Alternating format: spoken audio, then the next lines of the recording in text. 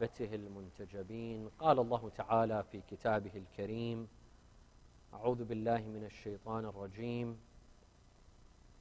اتخذوا أحبارهم ورهبانهم أربابا من دون الله والمسيح ابن مريم وما أمروا إلا ليعبدوا إلها واحدا. صدق الله العلي العظيم. صلوا على محمد وآل محمد.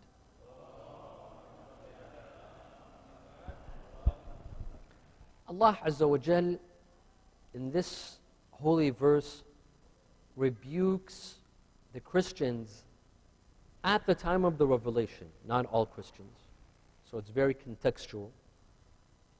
Allah rebukes the Christians at the time of Rasulullah for a certain behavior. What was that behavior? Allah says that they took their monks, their pastors, their fathers, and their religious scholars as gods. Instead of worshipping Allah Azza wa Jal, they would worship these monks, they would worship these fathers, they would worship these pastors and priests. اتخذوا أحبارهم ورهبانهم أربابا من دون الله. Instead of obeying Allah, they would obey these monks and priests. Now, of course, historically, Christians never worshipped their priests and pastors and fathers. They worshipped God, and some of them, they claimed that Jesus is either the Son of God or God Himself. So why is the Quran saying that Christians worship their fathers and their priests? Fathers as in fathers of church, not biological fathers.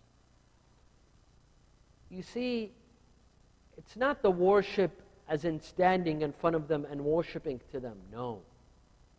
But they obeyed them. Instead of obeying Allah, they blindly followed their monks and their priests and their pastors, blindly following them, emotionally, not objectively. They were influenced, heavily influenced by their monks and their pastors. We believe that Allah Azza wa Jal, when He tells us stories of the past, the Quran is not a storybook. If you want to read nice stories, go read Charles Dickens. Go read a novel. Of course, the Quran has the nicest stories, but not for the sake of entertainment, like Charles Dickens and William Shakespeare and others. The purpose of the Quran is to say a nice story. نَحْنُ نَقُصُّ عَلَيْكَ أَحْسَنَ الْقَصَصِ. True, the stories of the Quran are the nicest stories, but with a moral, a lesson. Allah is trying to tell us, do not commit the mistakes of previous people. Do not commit the mistakes of the people before you. Learn from their mistakes. Take that as a lesson. Sallu ala Muhammad wa ala Muhammad. My dear friends, religious scholars, ulama, and maraji' specifically. When I say religious scholars, I mean ulama and maraji', those whom we emulate and perform their taqleed. These are incredible individuals that call us onto Allah. They invite us to worship Allah. They invite us to the path that leads to heaven, that leads to the satisfaction of Allah. They guide us, they educate us, they inspire us. They lead by example. May Allah bless those of our scholars and maraji' that live dedicated lives, humble lives, lives of zuhd for the sake of Allah in order to guide us and to educate us. There are many maraji' that can live very lavish lifestyles. Some of them, their fathers, their families were merchants, yet they left their homes and they came to study in Najaf, in Karbala, in Qom, in Mashhad. And they live a life of simplicity, only to guide people to Allah. They've dedicated their lives to Allah. May Allah bless those scholars. Some of them sacrificed their lives for the sake of Allah. for the sake of Islam? How many maraja' did Saddam Hussein by himself, how many did he kill? How many of our maraja' were killed and persecuted and executed? What happened to Sayyid Muhammad Baqir al-Sadr? What happened to Sayyid Muhammad al-Sadr? What happened to the Hakim family and the Bahr al-Ulum family? Each of these families, they sacrificed dozens of their individuals. Maybe one of them would equal 1,000 individuals in his knowledge and his righteousness. May Allah bless those scholars that work for the sake of Allah, and most of our maraja', I will say all of our maraja', they work for the sake of Allah.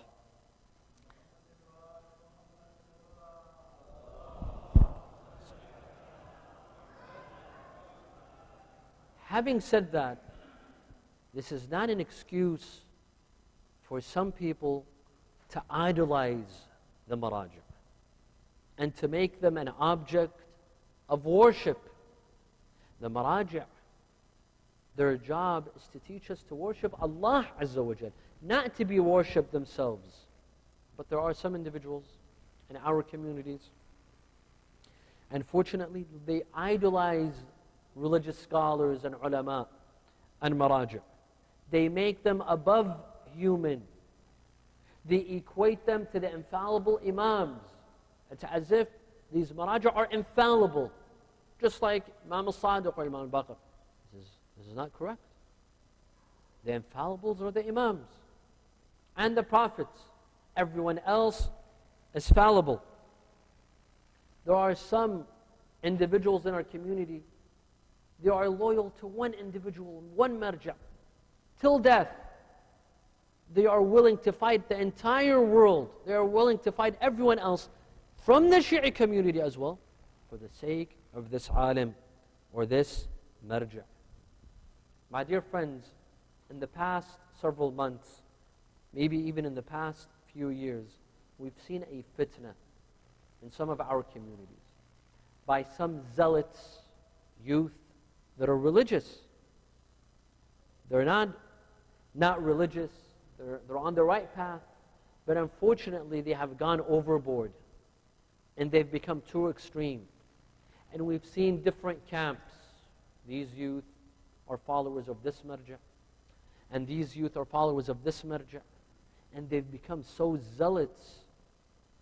They follow their marja' not just for taqleed, but as if he's a God to be worshipped, and anyone whom disagrees with him needs to be fought, needs to be destroyed, needs to be exposed, needs to be cursed.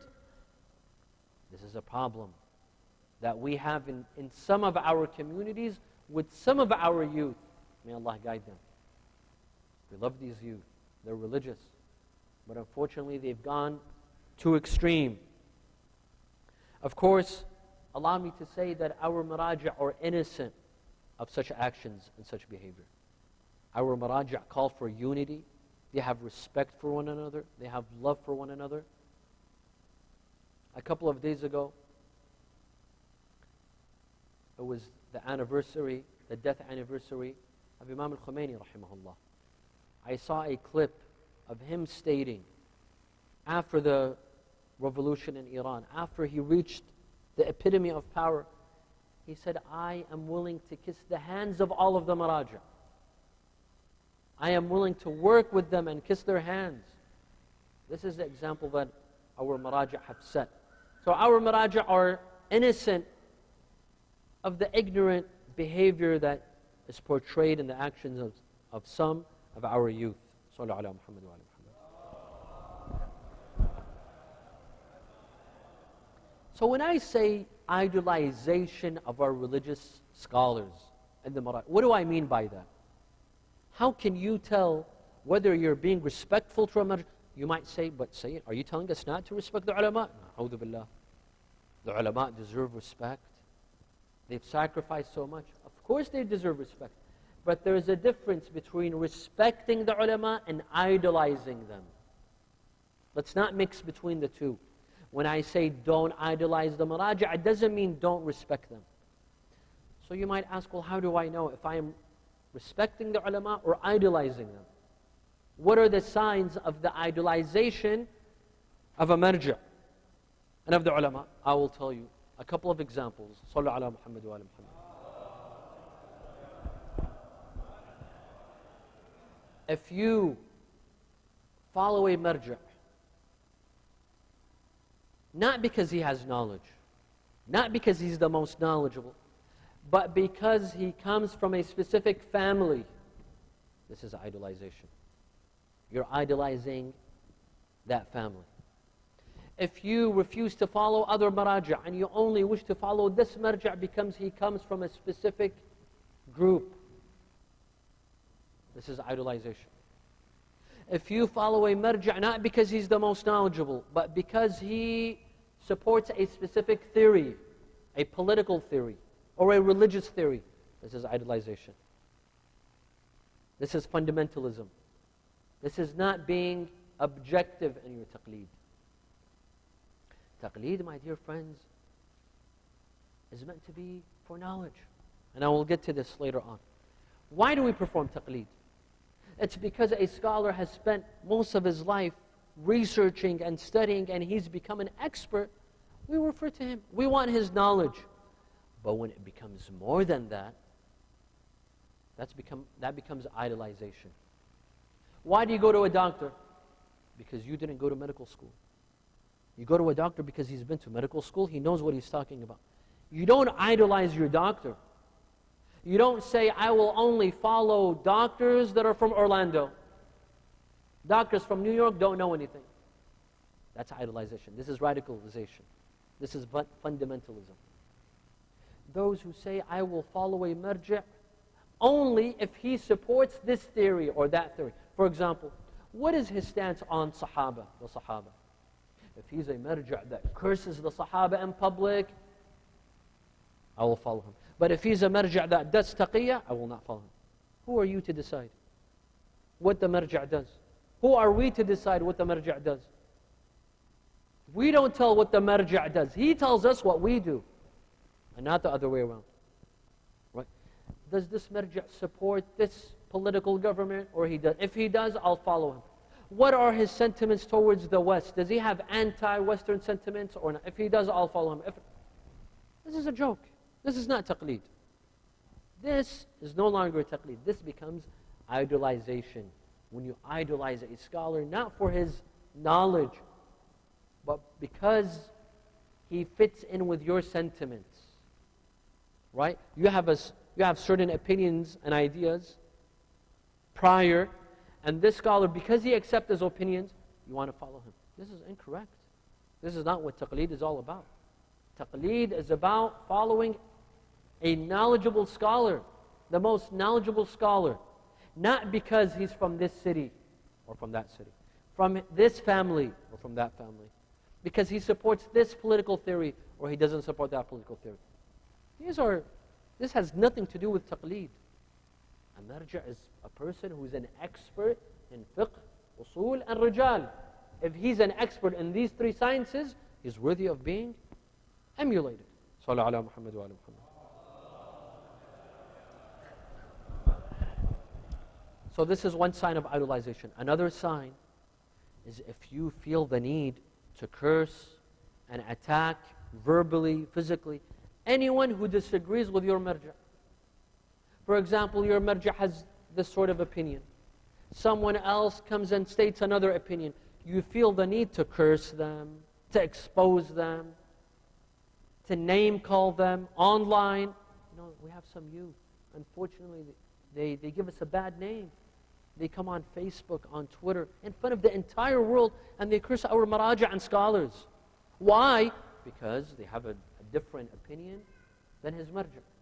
For example, if his marja' believes in certain rituals, and another marja' does not believe in those rituals, they'll start cursing. They'll start abusing. Why? Have respect. If you feel the need to curse anyone who opposes your marja', that means you're idolizing your marja'. And believe me, the first person who will condemn such actions is that marja' himself. That marja' has his opinions, but he respects other opinions. So who are we, their followers, to come and attack anyone who disagrees with them? He doesn't attack those who disagree with them. We will come and attack. This is not acceptable. Unfortunately, a couple of years ago, in Karbala we had an incident. When? On the day of Arba'een, during the season of Arba'een. Something very unfortunate. Followers of two different maraji', two well-respected maraji'. Both of these maraji' had their pictures. Maybe you were there in Karbala, maybe you've heard of the story. Maybe you even witnessed it. Both of these maraji' have their pictures in Karbala, between Karbala and Najaf. Followers of Marji' X came and tore the pictures of Marji' Y. Followers of Marji' Y, they came and tore the pictures of Marji' X. And this was all over the news, all over social media. Imagine how non-Muslims, others, would laugh at us when they see this. So look at these crazy Shias. Look at what they're doing. In their homeland, in their holy land, coming for a pilgrimage, while Arba'een should be a time of unity. People, millions of people, they come from all over the world, whether you follow this marja' or that marja'. It's a time of unity. What these individuals did, they took advantage of Arba'een and they turned it into an occasion of disunity. And they were fighting as well, physical fighting. Is this what the maraji' want? Is this what these two respected maraji' want? I guarantee you that both of these maraji', they were very disappointed. They were very disappointed. In fact, if you want the truth, those two maraji' don't even want their pictures posted. I'm sure when you come to Karbala, between Najaf and Karbala, all the way, you'll see lots of pictures. It's as if there's an album from Karbala to Najaf, pictures of scholars. This is not the doing of the maraji'. This is some of their zealot followers. This is from their zealot followers. The maraji', they do not accept to have their pictures all over from Karbala to Najaf or from Najaf to Karbala. And from which money?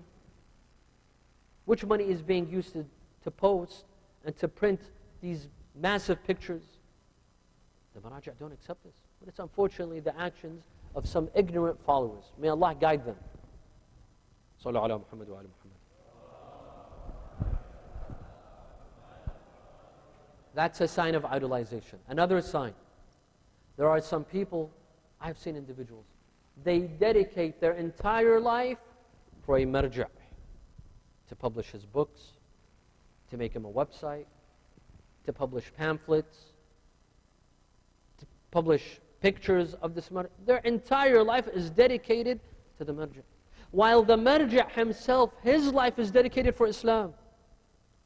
His life is dedicated for the Ahlul-bayt. Some individuals, they dedicate their lives to serve the marja', while they should be serving Islam. You see, my dear friends, a marja', marja'iyya itself, it's a means, it's not an end. It's a means. Marja'iyya is a means to serve Islam, to serve the school of thought of Ahlul-bayt. It's not an end in itself. Some people, they make it an end.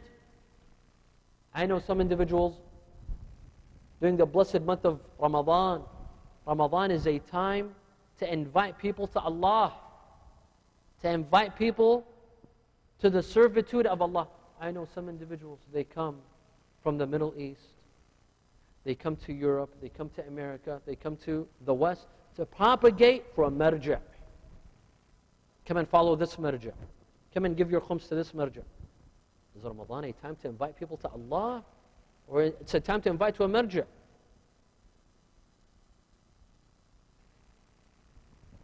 You have to be very careful. This is a sign of idolization. I remember when I was studying in Hawza, there was a scholar, learned scholar. I knew him. One day I asked him for a class. I told him I want a private class. He said, I can't. So I kept on insisting. He said, I can't. Why? He said, because I've dedicated my life to publish the books of a specific individual, a specific marja'. I told him, that means you can't teach anymore? You can't do your job? He said, yes. I promise the marja', I will publish his books. This is idolization. When you leave all your other work and you You dedicate your entire life for a marja', and that marja' has dedicated his life for Islam and for the Ahlul-bayt. This is idolization. This is negative. This is not positive. People who do this, he thinks he's doing good, he's being productive. He's not being productive. Sallallahu ala Muhammad wa ala Muhammad. I've seen other individuals, and this is another sign of idolization. Not only do they dedicate their time, but they dedicate their wealth for this specific marja', for this specific individual. He dedicates his wealth for this marja'. He builds him a Husseiniya, a satellite channel. He publishes him books and websites. And this is not correct as well. Our money should be spent on Islam and on the cause of Ahlul-bayt, not specific individuals. And I'm sure that even the maraja' would not accept this themselves, especially if it's khums money. My dear brothers and sisters, khums money belongs to the imam, will be held accountable. How did we spend this money? If we have shortcomings, even with $1 of khums, of sahm al-imam, we'll be held accountable. How do we spend it? In publishing pictures and for specific individuals? We'll be held accountable on the Day of Judgment. For any poor person that is starving, that is not having food to eat, yet we come and publish magazines in the name of a marja', pictures in the name of a marja', satellite channels in the name of a marja'. We'll be held accountable on the Day of Judgment. Sallu ala Muhammad wa ala Muhammad. Let's learn from the Ahlul-bayt. The Ahlul-bayt, they refuse to be idolized. Rasulullah sallallahu alayhi wa sallam, the Quran tells him, say, قُلْ إِنَّمَا أَنَا بَشَرٌ مِثْلُكُمْ يُوحَى إِلَيْهِ. Say that I'm a human being like you, except I receive a revelation. I receive a revelation. I'm a human being. Rasulullah did not allow his companions to idolize him and to make him above human. No. In the Quran, in the Salah, every day we recite, وَأَشْهَدُ أَنَّ مُحَمَّدًا اللهم صل على محمد عبده ورسوله. عبده was his servant and his messenger. Allah wants to teach us not to idolize anyone, not even the Prophet, not even the Imams. Amir al-Mu'mineen alayhi salam would walk with his companion Qambar. Qambar was a companion, was a servant, and was a bodyguard to Imam Ali alayhi salam. He would walk behind Amir al-Mu'mineen. Amir al-Mu'mineen would tell him, no, you walk with me, not behind me. I refuse this culture of idolization that you walk behind me. No, you're a human being just like me. We're both servants in the eyes of Allah. You walk with me and not behind me. You see? You see how the Ahlul-bayt taught us not to have the culture of idolization? Prophet Isa alayhi salam, the first words that he uttered, فَأَشَارَتْ إِلَيْهِ قَالُوا كَيْفَ نُكَلِّمُ مَنْ كَانَ فِي الْمَهْدِ صَبِيًّا قَالَ إِنِّي عَبْدُ اللَّهِ. I am the servant of Allah. All the prophets, all the messengers of Allah, their first proclamation is that we're the servants of God. We're the servants of God. Rasulullah would say that my best state of sitting is when I'm in the state of tashahhud, because it reminds me I'm a slave. This is how a slave sits. If you wonder why we sit like this in the state of tashahhud, it's because how slaves sit. Allah wants us to act like slaves. Rasulullah would say, the best way for me to sit is the state how we sit in tashahhud, because it reminds me of who I really am. I'm a slave of Allah Azza wa Jalla. Sallu ala Muhammad wa ala Muhammad.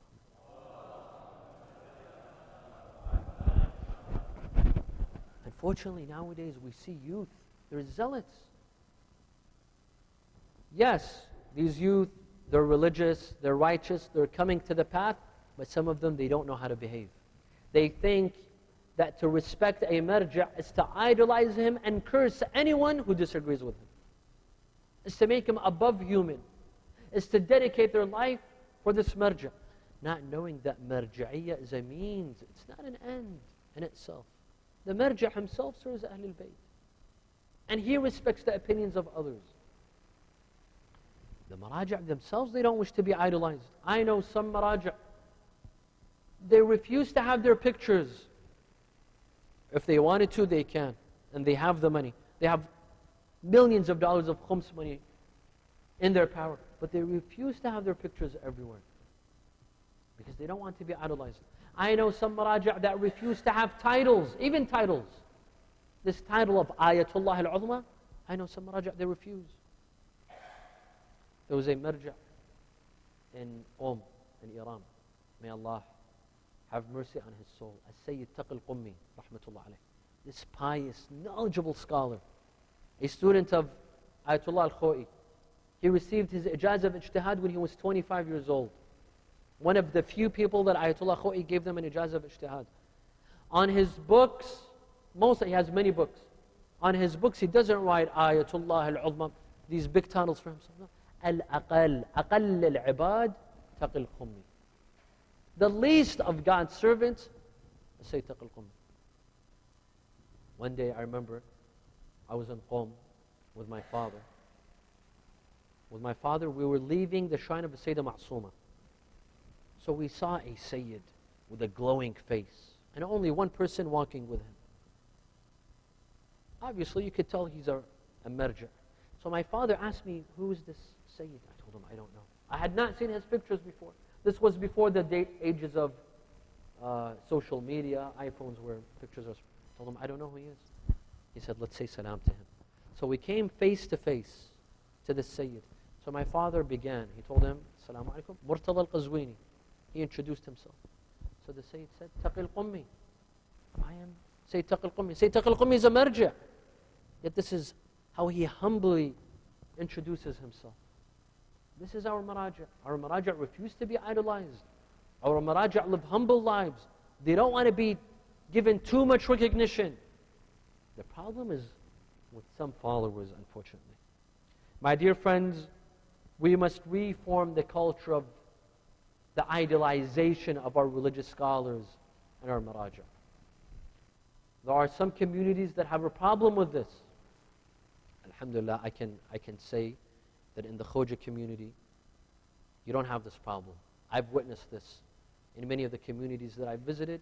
In most of the Khoja communities, they have respect for all of the maraja'. And this is something beautiful. They respect everyone. They don't have a bias towards this individual or that individual. This is perfect.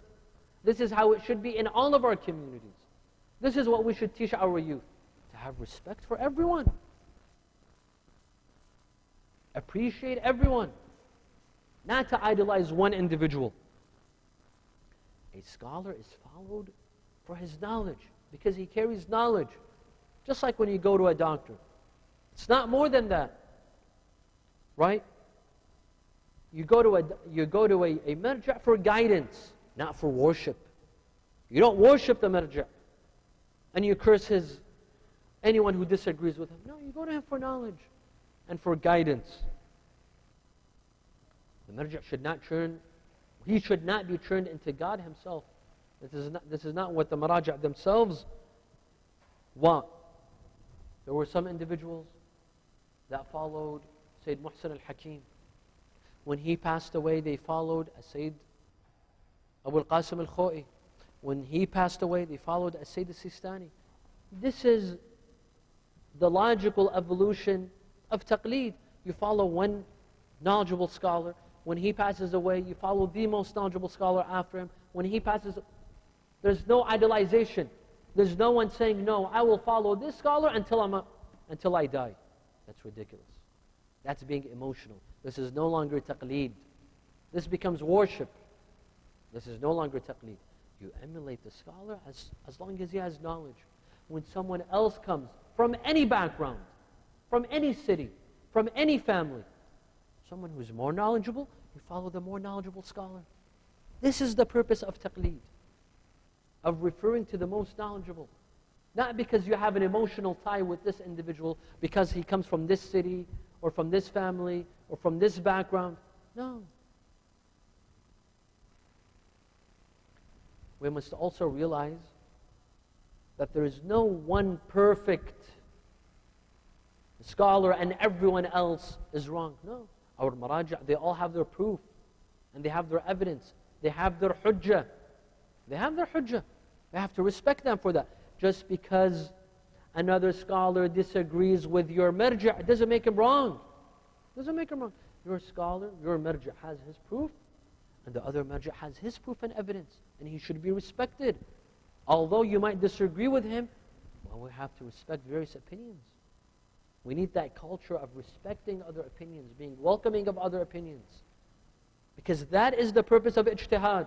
Why did the Ahlul-bayt allow ijtihad? If they didn't want scholars to disagree, they would have chosen one marja', one mujtahid for every era. But they opened the door of ijtihad. And that is a natural opening, the door of disagreement. We have to come to appreciate one another, respect one another, and to condemn the culture of idolization. I conclude with this. One of my colleagues, he says, I was speaking at a mosque, and at the end of my lecture, I said, Dua al-Faraj, a prayer for Imam al-Mahdi. We all strive to be servants of Imam al-Mahdi. Our maraja' are servants of Imam al-Mahdi. They are representatives of Imam al-Mahdi. He said, one individual after my lecture, he came and he said, why didn't you pray for so-and-so marja'?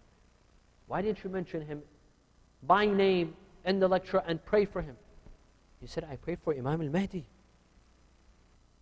Imam al-Mahdi is the master. He's the boss. The maraja', they are representatives of Imam al-Mahdi. I prayed for Imam al-Mahdi. When you feel the need of praying, not for Imam al-Mahdi, but the maraja', this is a problem. This is where the maraja' tell you stop. You're crossing the boundary. Because at the end of the day, they are all representatives, al-Nuwab, al-Am, to Imam al-Mahdi. I ask Allah Azza wa Jal to guide us, to guide our youth, to unify us under the banner of Islam and the wilaya of Amir al-Mu'mineen. Bismillah ar-Rahman ar-Rahim. اللهم إني أسألك أن تجعل فيما تقضي وتقدر من الأمر المحتوم في الأمر الحكيم من القضاء الذي لا يرد ولا يبدل أن تكتبنا من حجاج بيتك الحرام المبرور حجهم المشكور سعيهم المغفور ذنوبهم المكفر عنهم سيئاتهم وأن تجعل فيما تقضي وتقدر المكفر عنهم سيئاتهم وأن تجعل فيما تقضي وتقدر أن تطيل عمري في خير وعافية وتوسع في رزقي وتجعلني ممن تنتصر به لدينك ولا تستبدل بي غيري. أعوذ بجلال وجهك الكريم أن ينقضي عني شهر رمضان أو يطلع الفجر من ليلتي هذه ولك قبلي تبعة أو ذنب تعذبني عليه ولأرواح المؤمنين والمؤمنات. الفاتحة مع الصلوات.